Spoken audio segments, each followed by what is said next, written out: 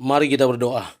Bapa Surgawi, Bapa yang kami sembah dalam nama anak-Mu Tuhan Yesus, terima kasih untuk napas kehidupan yang baru yang Tuhan berikan kepada kami. Sebelum kami mulai aktivitas kami mau disapa dengan kebenaran firman Tuhan. Dalam nama Yesus kami berdoa. Amin.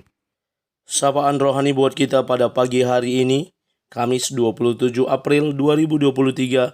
Saya ambil dari kitab Imamat pasal yang ke-18 ayat yang keempat. Demikian kesaksian firman Tuhan.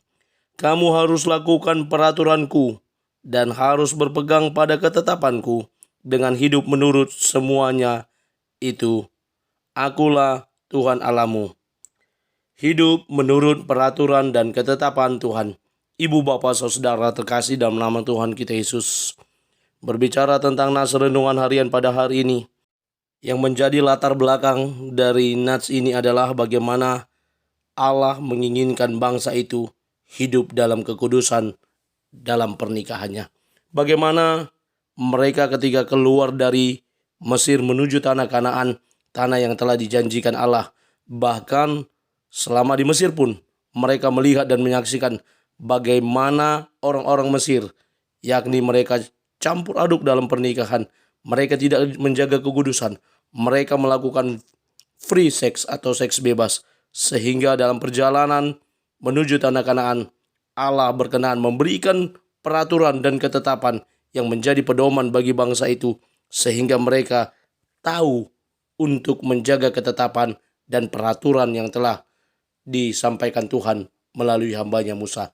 Ibu, bapak, saudara, sangat jelas Musa berkata dalam nats ini, kamu harus lakukan peraturanku dan harus berpegang pada ketetapanku. Bagaimana peraturan dan ketetapan yang telah ditentukan oleh Allah. Ada patron, ada garis-garis, ada batasan, ada cerminan yang disampaikan, yakni melalui Taurat. Taurat yang kemudian dikembangkan dari 10 kepada 613 pasal-pasal, dan kemudian bagian dari hal-hal yang kecil yang mereka sampaikan yang menjadi ketetapan dan ketentuan bagi mereka dalam perjalanan kehidupan mereka. Sehingga sebagai umat Tuhan, mereka semakin tahu untuk hidup berkenan di hadapan Tuhan.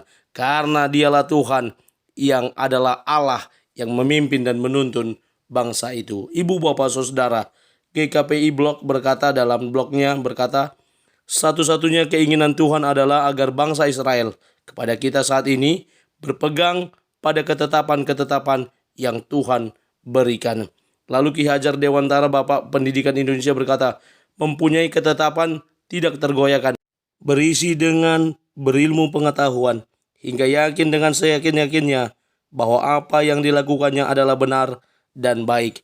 Bagaimana kita boleh menjadikan firman Tuhan, menjadikan renungan, menjadikan khotbah yang disampaikan oleh para hambanya sebagai ketetapan untuk membentuk jati diri kita sebagai pribadi-pribadi yang menjaga kekudusan hidup.